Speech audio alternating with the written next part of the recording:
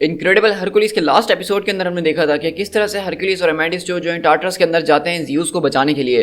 लेकिन वहाँ पे हम देखते हैं कि हेडिस जो है एमेडिस को ये लालच देता है कि वो अपने पेरेंट्स से जाके मिल सकता है, और इसीलिए एगिस जो है एमेडिस को उसके पेरेंट्स से मिलवाने के लिए ले जाता है। लेकिन वहीं दूसरी तरफ हमने देखा था कि ज़्यूस के ऊपर एक मुकदमा चल रहा था कि किस तरह से उन्होंने आज तक लोगों के ऊपर नाइंसाफियाँ करी हैं और उसके नतीजे में उनको सज़ा मिलनी चाहिए, जिसमें हम देखते हैं कि बहुत ज़्यादा लंबी चौड़ी बहस के बाद वो उस नतीजे में पहुंचते हैं कि उनको लिवर रीत का पानी जो है पीना होगा, जो कि इतना खतरनाक पानी है जिसके ज़रिए एक गॉड तक की याददाश्त को मिटाया जा सकता है। लेकिन अब ज़्यूस के पास कोई और चारा नहीं है और हरकुलिस उसको रोकने की कोशिश कर रहा होता है। तभी हम देखते हैं कि वहाँ पे हेडिस जो है हरकुलिस के ही एक हिस्से को जो उसके सामने ले आता है, और ये हरकुलिस का वो हिस्सा होता है बेसिकली जो कि इतने साल पहले जो है टार्टरस के अंदर गिर गया था, क्योंकि हरकुलिस जब आसमानों के अंदर गया था तो उसका एक हिस्सा यही टार्टरस के अंदर कैद था। अब आगे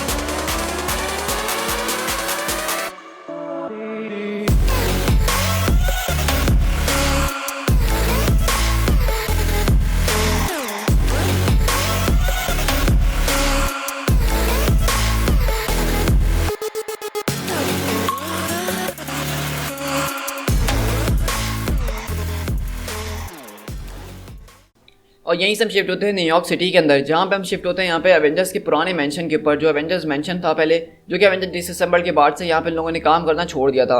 और हम देखते हैं कि यहाँ पे कोई और नहीं बल्कि हीबी जो है यानी हरकुलिस की वाइफ, वो उसको हरकुलिस को ढूंढते ढूंढते यहाँ पे पहुंची है, और वहाँ पे गेट पे आके कहती है कि कोई अंदर मौजूद है, ये एवेंजर्स मेंशन ही है ना, मैं यहाँ पे अपने हस्बैंड को ढूंढ रही हूँ, मैंने सुना है कि वो तुम लोगों के साथ काम कर रहा है, उसका नाम हरकुलिस है और मेरा नाम हेबी है, मैं जो हूँ कप बेरर ऑफ ओलंपस हूँ, मैं गॉडेस ऑफ यूथ हूँ।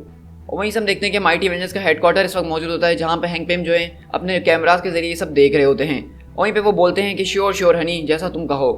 तो वहीं से जकोस्टा कहती है कि डॉक्टर पिम आप इस बारे में इतना श्योर कैसे हैं कि ये कोई जेन्युइन औरत नहीं है, हो सकता है कि वाकई में ये गॉडेस ऑफ यूथ हो। तो कहता है कि ट्रस्ट भी जकोस्टा, मैं सारे के सारे ओलंपियंस को बहुत अच्छे तरीके से जानता हूँ, उनकी बात करने के तरीके से, जिस तरह वो हर बात के अंदर थी और थो को इस्तेमाल करते हैं शेक्सपियर की तरह, लेकिन इसकी बातों से कुछ भी नहीं लग रहा है। तो जकोस्टा कहती है कि वेल मेरे ख्याल से आप स्क्रल शिप के ऊपर कुछ ज़्यादा ही टाइम गुजार कर आ चुके हैं डॉक्टर, अब मेरे ख्याल से वो लोग इस तरह से चीज़ें इस्तेमाल नहीं करते हैं, और जहाँ तक मेरी अंडरस्टैंडिंग है उसके मुताबिक ओलंपस जो है आपके एब्सेंस के अंदर डिस्ट्रॉय हो चुका है। जिस तरह एसगार्ड हमारी अर्थ के ऊपर आके बस चुका है, इसी तरह शायद ओलंपस भी हमारी अर्थ के ऊपर ट्रांसफ़र हो गया हो। लेकिन हरकुलिस की फाइल्स के अंदर यही बताया जा रहा है कि वो सिंगल है, तो उसका मतलब है कि उसकी कोई बीवी नहीं होनी चाहिए। तो इनसे हैंक पिम बोलते हैं कि बिल्कुल हरकुलिस की फाइल के अंदर सिंगल ही लिखा होगा, क्या तुम्हें लगता है इसको देखिए कि वो एक शादीशुदा इंसान हो सकता है। और वहीं पे हम देखते हैं कि हेबी की वहाँ पे कोई बात वगैरह सुन नहीं रहा होता है, और वहीं पे हैंक पिम बोलते हैं कि देखो अगर हम इस तरह किसी भी खूबसूरत लड़की को अपने अंदर आने देंगे और उसकी बात से सुनने में बैठ जाएंगे तो हम कभी भी वो काम मुकम्मल नहीं कर पाएंगे जो हम यहाँ करने के लिए बैठे हुए हैं। और इस तरह हम देखते हैं कि हेबी वहाँ से जब उसकी कोई बात नहीं सुनता है तो चले जाती है और कहती है तुम जहाँ कहीं भी हो मेरे हस्बैंड, मैं बस यही दुआ करती हूँ कि तुम सेफ रहना। लेकिन यहाँ से हम शिफ्ट होते हैं टार्टरस द अंडरवर्ल्ड के अंदर, जहाँ पे हरकुलिस को ज़बरदस्त किस्म का एक पंच पड़ा होता है उसी के अपने पुराने हरकुलिस से। और इसी तरह हम देख रहे होते हैं कि यहाँ पे वो अपनी सारी दिल की भड़ास निकाल रहा होता है और वो इसी तरह से बात कर रहा होता है उससे कि 3 मिलीनियर से मैं यहाँ के ऊपर मौजूद हूँ, मैं पिछले 3000 साल से मौजूद हूँ, मैं मोर्टल शेड ऑफ हेराक्लिस हूँ जो कि यहाँ पे इस इन्फर्नल टॉर्मेंट के अंदर जो है अपने आप को टॉर्चर बर्दाश्त कर रहा है। मैं सिर्फ इतने टाइम से यही इस बात का इंतजार कर रहा था कि कब तुम मेरे पास आओगे, कब तुम मेरे हाथ आओगे, जिससे मैं बदला ले सकूँ, क्योंकि तुम मुझे यहाँ छोड़ के गए हो।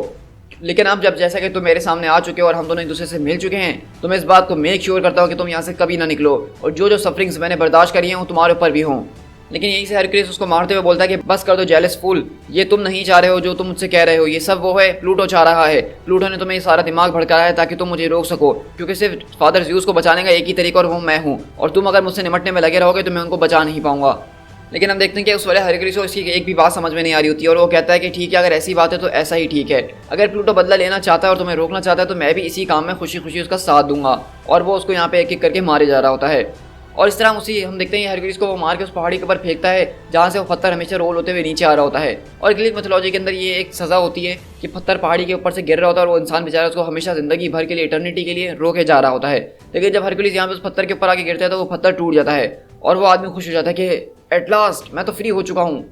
लेकिन हम देखते हैं कि अगले पल वहाँ पे एक और पत्थर उसके पीछे आ जाता है, اور यहीं से हरकुलिस बोलता है कि अगर तुम्हें ओलंपियन से इतनी ज़्यादा नफरत है तुम अथीना के बारे में क्या कहना चाहोगे, क्योंकि हमारी बहन अथीना ही थी जिसने हमारे कान के अंदर आके हमें बताया था रास कि किस तरह हम नीमियन लायन को मार सकते हैं, और इस तरह के सारे हमारे लेबर्स के अंदर उसी ने ही हमारी मदद करी थी, और वो खुद जो है ज़्यूस के कमांड के ऊपर मेरी मदद करने के लिए आई थी। क्या तुम उससे भी इतनी ही नफरत करते हो? तो कहता है कि जितनी नफरत मुझे तुमसे है उतनी ही नफरत मुझे उससे भी है, क्योंकि वो भी तुम्हारी तरह एक ओलंपियन है और सारे के सारे ओलंपियंस मेरे अब से दुश्मन हैं। मैं सिर्फ लॉर्ड प्लूटो की जो है इज्जत करता हूँ और किसी की भी नहीं। तो हरकुलिस बोलता है कि अच्छा तो तुम उसको इतना इज्जतदार इंसान समझते हो, तो उसका मतलब ये है कि तुम्हारा दिमाग बिल्कुल ख़राब हो चुका है। मैं यहाँ पे कुछ भी हो जाए ज़्यूस को बिल्कुल भी छोड़ के नहीं जाने वाला हूँ, चाहे वो मुझसे मेरे कितने ही खिलाफ क्यों ना हो जाए। लेकिन एक और चीज़, तुम ये शेक्सपियर की तरह से क्यों बात कर रहे हो? हम लोग जो हैं ग्रीस से थे, हम लोग कोई शेक्सपियर के ज़माने से नहीं थे। शेक्सपियर हमारे 2000 साल बाद आया है, तो इसका मतलब ये है कि इस चीज़ का कोई सेंस बनता ही नहीं है। और हम देखते हैं कि हरकुलिस यहाँ पे उसके ऊपर ज़ोरदार जो है अटैक करना शुरू करता है, क्योंकि आप ये बात बहुत अच्छी तरीके से जानते होंगे कि हरकुलिस के पास भी जो है ज़बरदस्त किस्म की स्ट्रेंथ है। ये सीधा हल्क, सेंट्री इस तरह के लोगों से मुकाबला कर सकता है। और इस तरह वहीं पे हम देखते हैं प्लूटो बोलता है कि ज़रा तुम सुन रहे हो अपने बच्चे की बातें, तुम्हारा बेटा किसी भी हालत में क्यों ना हो लेकिन वो हमेशा से ही ऐसा ही रहेगा। तो वो बोलता है कि तुम्हें इस बात की चिंता करने की कोई ज़रूरत नहीं है, क्योंकि मेरा बेटा जो है वो बियरर ऑफ क्राउन है, वो एक गॉड है, और जिसको तुमने यहाँ पे पाला हुआ है वो कोई और नहीं है, वो सिर्फ एक उसका पुराना शेड है। लेकिन इस बात को तुम बहुत अच्छी तरीके से जान जाओगे जो तुमने हरकत यहाँ पे करने की कोशिश करी है, और मेरा बेटा तुम्हें इसका सबक ज़रूर सिखाएगा, क्योंकि तुम मुझे डिस्ट्रॉय करने और मेरा थ्रोन छीनने की कोशिश जो कर रहे हो। मैं तुमसे इतना ही पूछना चाहूँगा हेडीज़ के आखिरकार तुम्हें सब में मसला क्या था? तुम्हें एक परफेक्ट किंगडम मिला हुआ था जिसको तुम अपनी मर्ज़ी से सर्व करते थे, अपनी मर्ज़ी से इसके लॉस बनाते थे, लेकिन तुम्हारी लालच कुछ ज़्यादा ही बढ़ गई है। और कहता है कि मैंने और पोसाइडन ने इस बात की कसम खाई थी कि हम अपने अपने एरियाज़ के अंदर रहेंगे और उसको ही चलाने की कोशिश करेंगे। तो इनसे प्लूटो बोलता है कि वाकई में तो क्या तुम इस सब के बारे में बात करना चाहते हो कि मुझे कितना मिला और तुम लोगों को कितना मिला है? तो ज़ूस बोलता है कि मैं तुमसे सिर्फ एक बात कह रहा हूँ। तो कहता है अगर बात करनी है तो पूरी तरीके से करो। जब तुमने क्रोनोस को ख़त्म करके टाइटन्स को ख़त्म कर दिया था तो तुमने मुझे इस बात का विश्वास दिलाया था कि हम तीनों के बीच चीज़ें जो है इक्वली बटी जा रही हैं, मतलब जो कुछ भी हमें मिल रहा है वो एक बराबर है। लेकिन समंदर जो है वो लोगों को ज़िंदगी देता है, आसमान लोगों को होप देता है, लेकिन मैं हमेशा से डेथ ही देता आया हूँ और लोग मुझसे डरते हैं, मुझसे दूर भागते हैं। इस बात को एडमिट करो ज़्यूस कि तुमने मेरे साथ चाल चली थी, तुमने मुझे अपनी बातों में फंसाया था और मुझे ये लैंड के नीचे की ज़मीन दे दी थी, वरना तुम लोग जो हो मुझसे बेहतर पोजीशन के अंदर हो, क्योंकि तुम लोगों को जो है इस तरह मुर्दों को यहाँ से ले जाने का काम नहीं करना पड़ता है। तुम और पोसाइडन एक अच्छी जगह पे हो। तो ज़्यूस बोलते हैं कि तुम्हारा पैरानोनिया जो है उससे मुझे चिढ़ है, लेकिन हम देखते हैं कि वो ज़्यूस को वहाँ पे जो है अपनी चेन से खींचता हुआ जो है लिवर रीज के नीचे लेटा देता है। मेरे पास अभी इतनी स्ट्रेंथ है कि मैं तुम्हें इस बात को फोर्स करवा सकूं कि तुम यहाँ पे जाके समंदर का पानी पियो और जो कुछ भी तुम्हारी मेमोरीज है हमेशा के लिए उसको मिटा दूं मैं।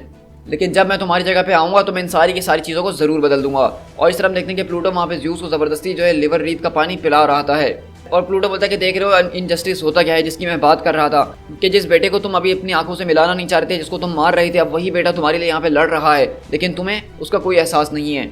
इस तरह के डिवोशन, इस तरह के इमोशंस को जगाने के लिए इंसानों के अंदर मैं हमेशा से उसमें बेस्ट था और तुम कभी इसे ये समझ नहीं पाओगे। सही कहा मैंने। और इस तरह हम यहाँ से एलिसियन फील्ड्स के अंदर शिफ्ट होते हैं जहाँ पे अमेडिस जो अपने मॉम एंड डैड से मिलने के लिए आता है और वो बोलता है कि मॉम डैड मुझे माफ़ कर दीजिएगा, वाकई में मुझे समझ में नहीं आ रहा है कि मैं आपसे क्या कहूँ, लेकिन ये सब नहीं होना चाहिए था जो हुआ है आप लोगों के साथ। तो वहीं से उसके डैड बोलते हैं कि हाँ बिल्कुल स्टूपिड लड़के, तुम्हें इस बात को प्रेडिक्ट कर लेना चाहिए था कि जब तुम इतना बड़ा कंपनी का शो जीत कर आ रहे हो तो हो सकता है कि तुम्हारी कोई फैमिली को मर्डर करने की कोशिश करे। तो अमेडियस बोलता है कि क्या मतलब? तो कहता है कि अमेडियस आओ हमारे पास, ये सारी बातें छोड़ दो। और हम देखते हैं कि वो अमेडियस से आके गले लगते हैं और अमेडियस भी उनसे मिलता है। और उसकी माँ बोलती है कि तुम कितने ज़्यादा दुबले हो चुके हो, क्या तुम कुछ खा नहीं रहे हो? तो कहता है कि नहीं ऐसी कोई बात नहीं है, मैं तो अपना ध्यान पूरी तरीके से रख रहा हूँ।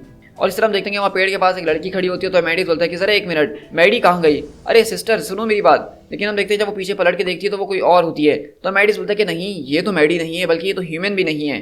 तो वहीं से वो बोलती है मेरे ख्याल से तुम्हें अपना एटीट्यूड चेक कर लेना चाहिए बात करने से पहले, और अगली बार जब यहाँ पे आओ तो इस एटीट्यूड के साथ मत आना। लेकिन अमेडियस बोलता है कि डैड ज़रा एक मिनट, मुझे बताएं कि मैडी कहाँ है? तो उसके डैड बोलते हैं कि हमें लगा वो तो तुम्हारे साथ है।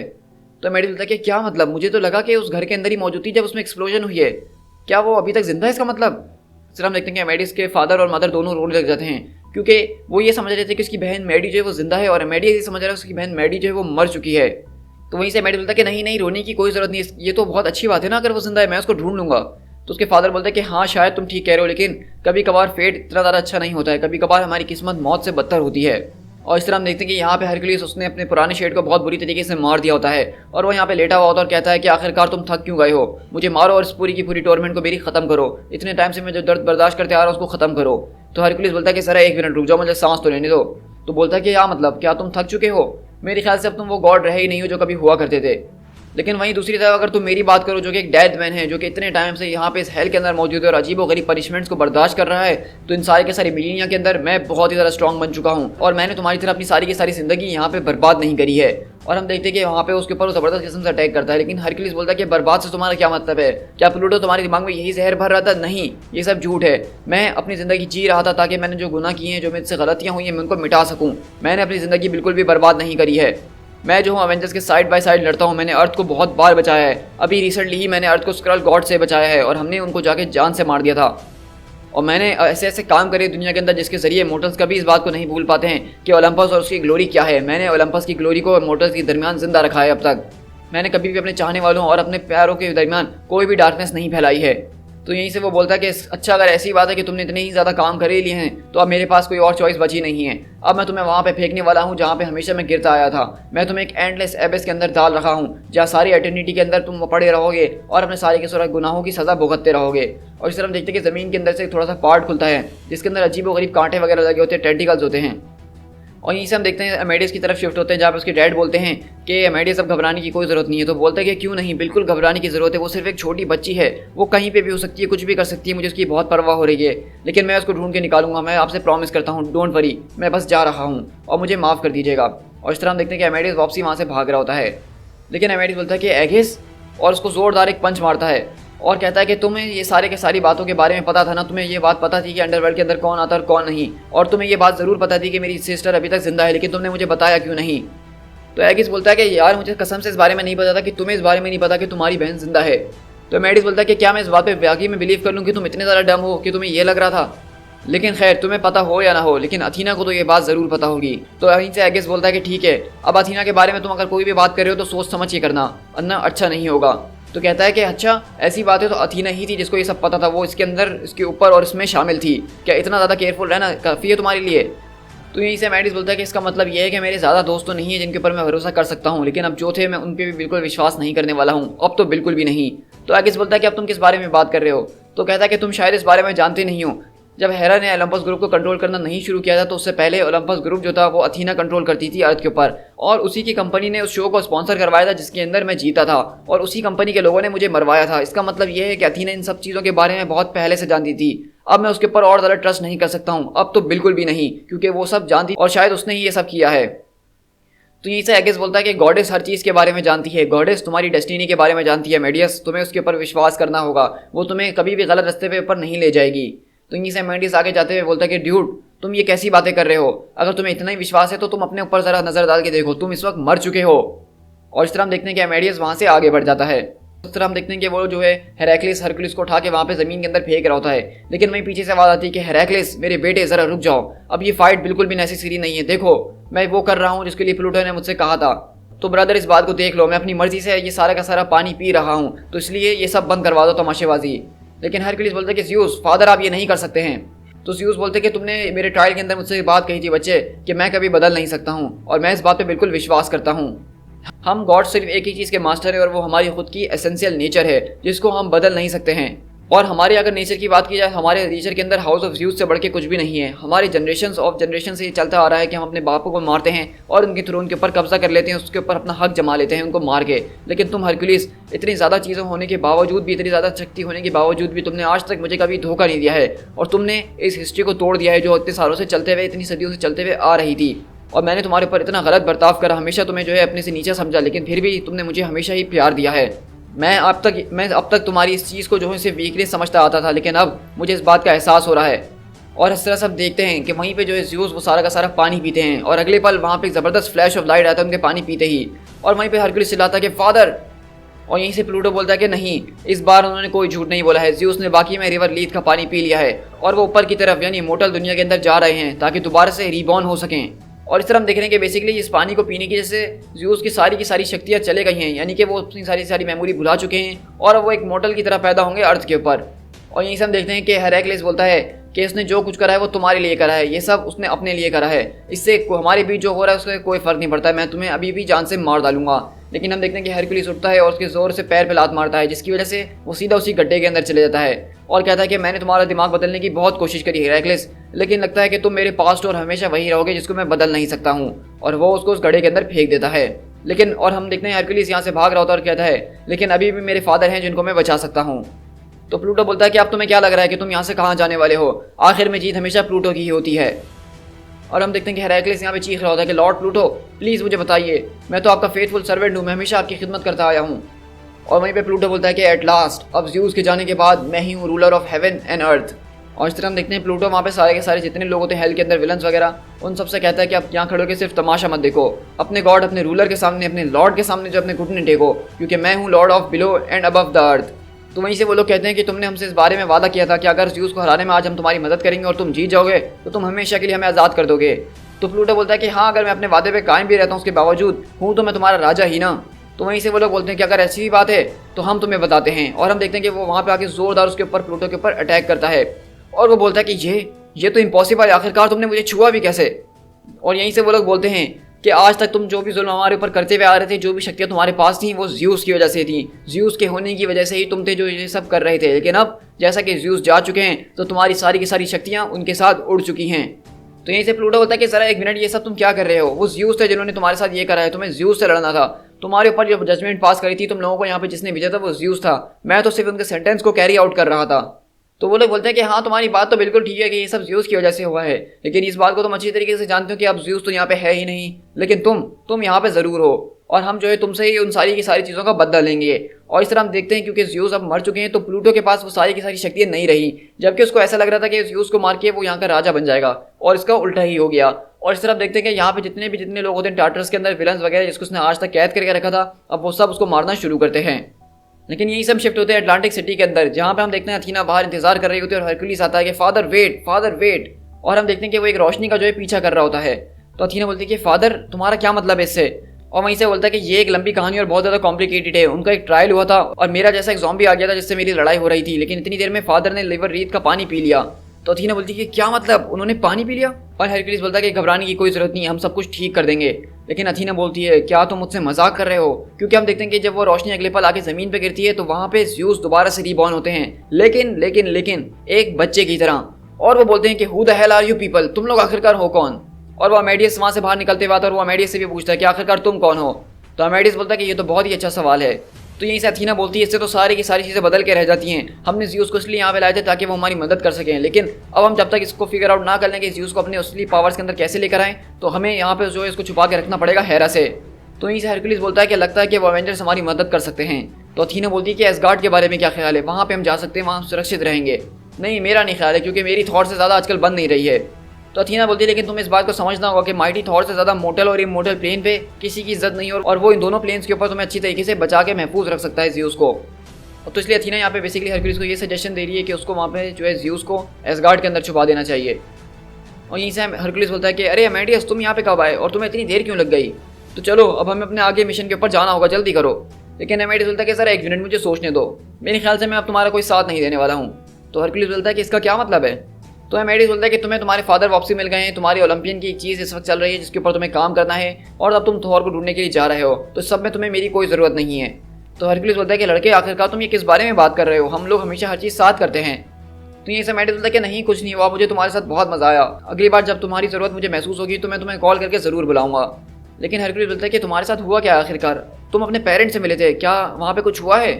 तो अमेडियस बोलता है कि हाँ मैं उनसे मिला था, वो बहुत ज़्यादा अच्छा रहा, तुम्हारा बहुत बहुत शुक्रिया कि कम से कम तुमने पूछा तो सही, तुमने जैसा कहा था वो बिल्कुल वैसा ही था, मतलब वो टोटली मर चुके हैं, मैंने उनके साथ अपनी रिस्पेक्ट शेयर करी। लेकिन मुझे इस बात का भी वहाँ पे पता चल गया कि मेरी छोटी बहन जो है वो अब तक जिंदा है और हो सकता है कि अभी भी वो उन लोगों के काबू में हो जिन लोगों ने मेरी फैमिली को मारने की कोशिश करी थी, वही सोप कंपनी जिसका कॉम्पिटिशन में जीता था। लेकिन ऑफ कोर्स वो सिर्फ एक मॉडल है, यानी कि तुम्हारा कंसर्न इस पर बनता ही नहीं है, ना ही तुम्हारी सिस्टर इसके ऊपर कोई चिंता करेगी, क्योंकि वो एक मामूली सी बच्ची है, वो तुम्हारी तरह कोई गॉड नहीं है जिसको तुम्हें ढूंढना होगा। तो इसीलिए सिर्फ मैं ही हूँ जो कि उसको बचा सकता है और मैं ही हूँ जो उसको बचाने के लिए कुछ ना कुछ कर सकता है, क्योंकि तुम लोग इसमें मेरी कोई मदद नहीं करोगे, मैं अच्छे तरीके से जानती हूँ। तो हरकुलिस बोलता है कि नहीं ऐसी कोई बात नहीं है, मैं तुम्हारे साथ चलूँगा, हम दोनों ही साथ में करेंगे। तो कहता है कि नहीं हरकुलिस तुम मेरे साथ नहीं चल सकते हो, तुम्हें इस वक्त जो है ज़्यूस को छुपाना है। तो वहीं से हरकुलिस बोलता है कि अथीना तुम इसको समझाओ। तो अथीना बोलती है कि वो बिल्कुल ठीक कह रहा है, उसने अपना दिमाग बना लिया है तो उसको जाने दो। तो हरकुलिस बोलता है लेकिन अथीना तुम ऐसे कैसे उसको जाने दे सकती हो, उसने हमारी इतनी मदद करी है। लेकिन वहीं पे अमेडियस बोलता है कि तुम्हें समझ में नहीं आ रही हरकुलिस कि मैं तुमसे और कितने साफ तरीके से कहूँ कि मुझे तुम्हारी किसी मदद की कोई ज़रूरत नहीं है, तुम अब से मेरे कोई दोस्त नहीं हो, तुम एक गॉड हो, तो इसलिए एक गॉड बनो और बच्चों की तरह रोना बंद कर दो। اور اس طرح ہم دیکھتے ہیں کہ ہرکولس کو یہ دیکھ کے غصہ آ جاتا ہے کہ امیڈیس اسے اس طریقے سے بات کر رہا ہے، لیکن آپ دیکھ رہے ہیں کہ یہاں پہ اتھینا کی بھی کتنی زیادہ غلطی ہے۔ اتھینا نے ایک طرح سے امیڈیس جو کا استعمال کرا ہے، اور جب اس کو ضرورت ہے تو وہ اس کا ساتھ بھی نہیں دے رہی ہے، اور اسی وجہ سے امیڈیس جو ہے ہرکولس سے دوستی ختم کر کے یہاں پہ اپنے راستے جا رہا ہے اور اس کو روکنے کی کوشش کر رہا ہوتا ہے ہرکولس چلا چلا کے امیڈیس امیڈیس، لیکن امیڈیس بولتا ہے کہ نہیں، پیچھے مڑ کے مت دیکھنا، پیچھے مڑ کے مت دیکھنا، اور اس طرح امیڈیس اپنے راستے اور ہرکولس اپنے راستے چلے جاتا ہے۔ To be continued.